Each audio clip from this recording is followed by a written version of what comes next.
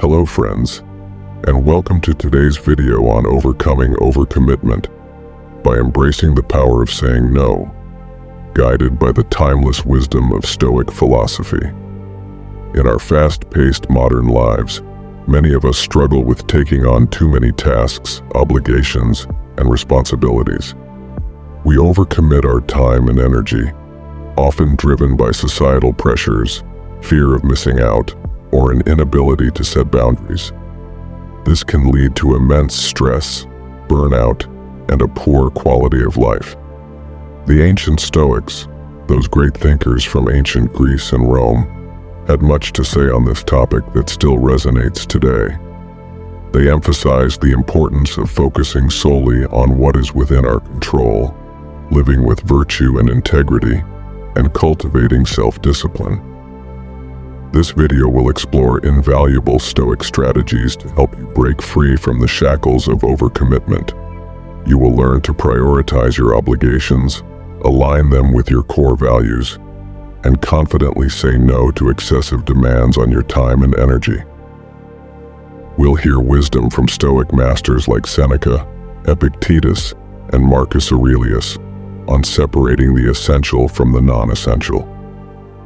Their teachings will guide us in living with greater intention, balance, and peace of mind. So, stay tuned as we embark on this journey of Stoic self-empowerment.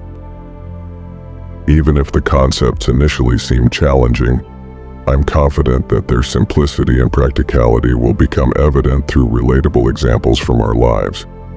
By the end, you'll possess powerful mental tools to reclaim your time, energy, and autonomy. Chapter 1. Understanding Overcommitment. To overcome something, we must first understand it.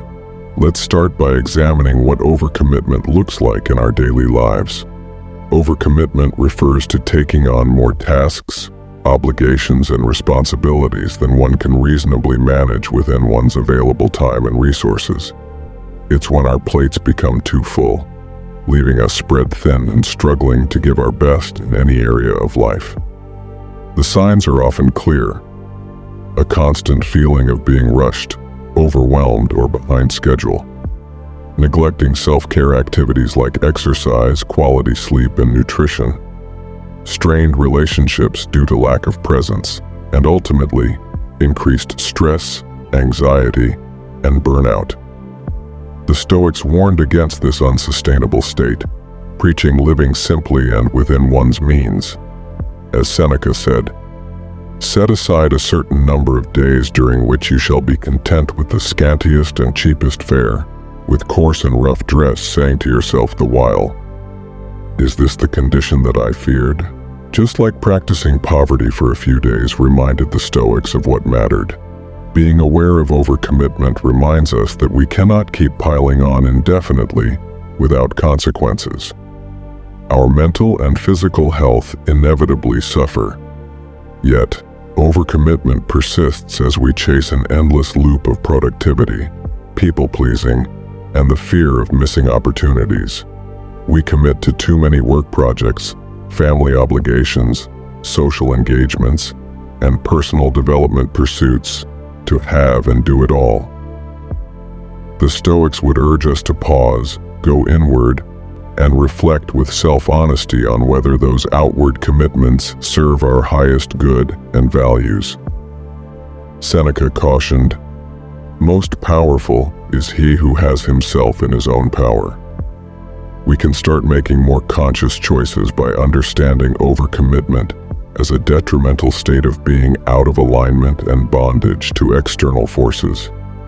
This awareness is the essential first step. Chapter 2. The Stoic Concept of Control. One of the core principles of Stoic philosophy is distinguishing between what is within our control and what is not.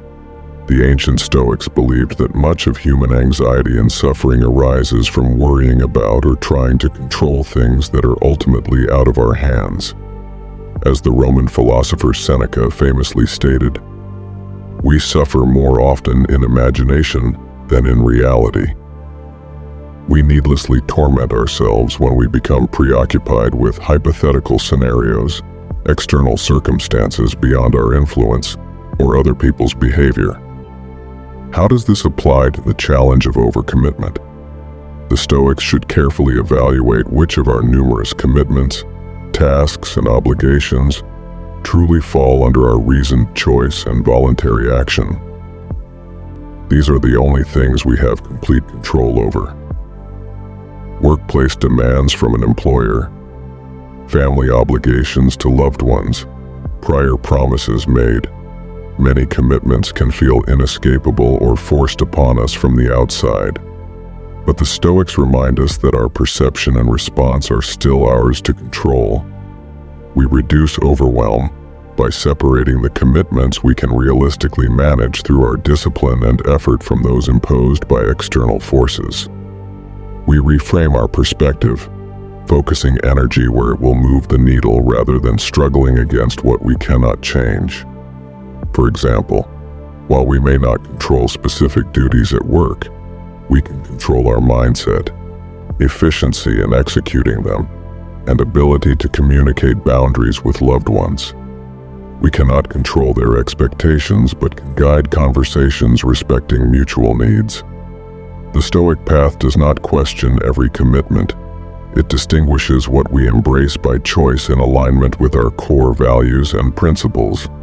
This discernment over what we actualize in reality rather than agonize over ideals leads to a liberated, empowered way of being. As Epictetus taught, the essence of philosophy is that of distinguishing what is yours from what isn't yours. Overcoming overcommitment begins by reclaiming ownership of what is ours to control. This dichotomy between what is up to us versus what is not formed the bedrock of Stoic thinking. The Stoics believe that while we cannot control external events, we can control our internal responses and judgments about them. Our minds act as the subjective lens through which we interpret the objective reality before us. Marcus Aurelius exemplified this perspective, writing, "The universe is change.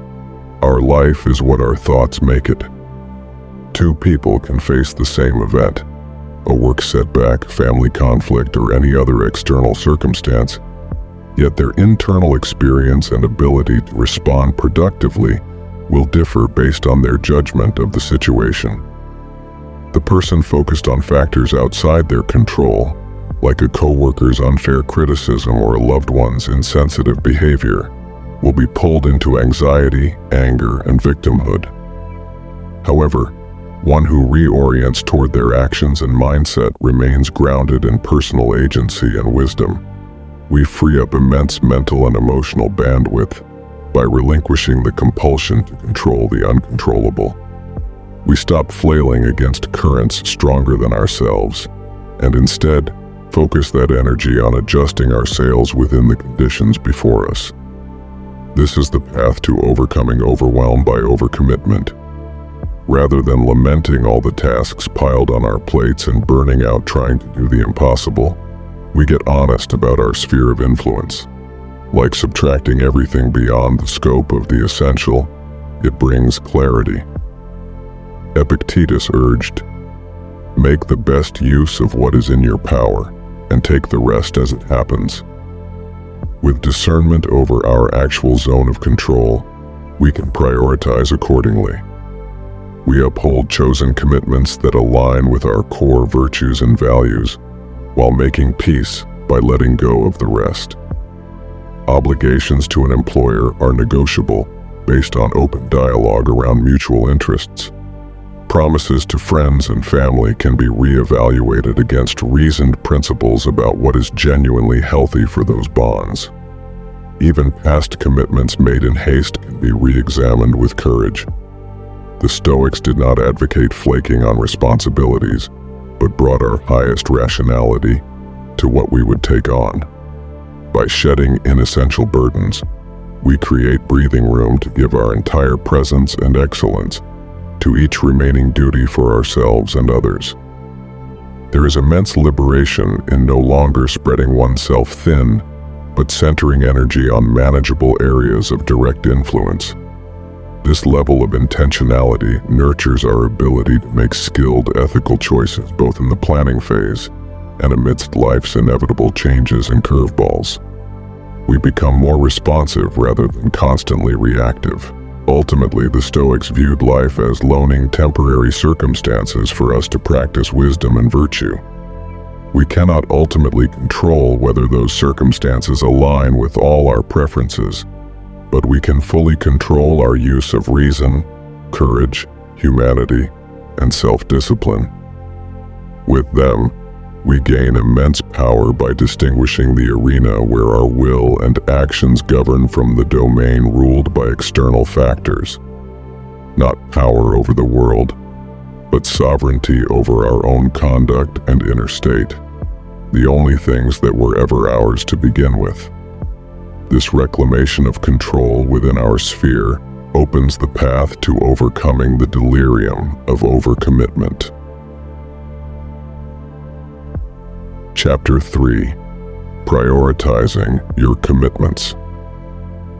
Once we've distinguished which commitments are realistically within our control, the next crucial step is prioritizing them. Seneca wisely stated, "It is not that we have a short time to live, but that we waste a lot of it." The Stoics understood that while our time on earth is finite, we often squander it on trivial pursuits that don't align with our deepest values and aspirations. Overcommitment frequently results from saying yes to too many inessential tasks and obligations. But how do we determine what's truly essential? The Stoics would have us regularly reflect on our core virtues, life philosophies, and highest priority goals, then critically analyze whether our current commitments harmonize with those guiding principles. One practical approach is using the Eisenhower matrix to categorize commitments into 1. Urgent and important. 2. Not urgent but important. 3. Urgent but not important. 4. Neither urgent nor important. The Stoics would focus intently on the crucial commitments, those advancing our virtues and life's purpose. Urgent, trivial matters could be delegated or discontinued entirely. Alternatively, we can use the ABC method, labeling commitments as A for essential, B for nice to do if time allows, and C for superfluous time wasters to discard. Stoics aimed for an A life. The key is developing a customized prioritization system that empowers you to live with intentionality. As Epictetus taught, first say to yourself what you would be, and then do what you have to do. If you find this video helpful, don't forget to like, share, and subscribe for more content on philosophy, personal growth, and living wisely.